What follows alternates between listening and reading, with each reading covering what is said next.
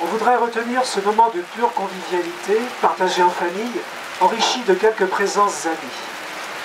On a bien tenté de prolonger le plaisir par une touche de sensualité digestive, chocolat, marc de pomme. On n'a fait que reculer l'instant, proposant la rituelle migration de la table centrale au fauteuil, dispersée dans le salon voisin. On oublie toutes ces casseroles, tous ces plats, ces couverts progressivement concentrés, empilés sur les lieux stratégiques de la cuisine, selon une joyeuse cacophonie, la desserte et l'évier, la face cachée un peu honteuse de la fête dominicale.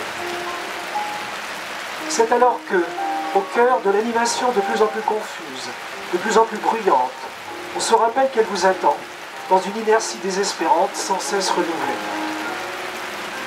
Il y a bien quelques ébauches de velléité, parmi les femmes le plus souvent. On peut vous aider si vous voulez, on peut la faire. Et si timide, et si hypocrite. On sait d'avance que la maîtresse de maison interviendra. On ne risque rien quand on est invité. Et puis, le terme même est esquivé, et ce n'est jamais innocent. Dans un monde valorisant l'individu, la performance, il est cependant réconfortant de voir à quel point chacun est prêt à sacrifier son épanouissement personnel pour favoriser celui du maître de maison.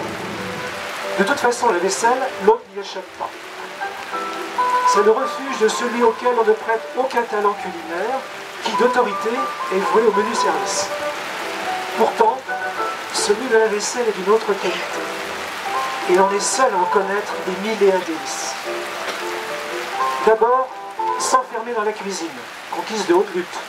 N'autoriser désormais aucune présence étrangère susceptible de rompre le charme du rituel.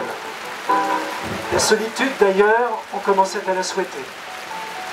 On s'installe dans une atmosphère feutrée. Lumière tamisée, musique baroque. Le temps s'efface. L'espace d'un regard circulaire sur le chantier, souvent impressionnant. Projection instantanée et rassérénante sur la virginité retrouvée de la paillasse, indispensable pour le moral.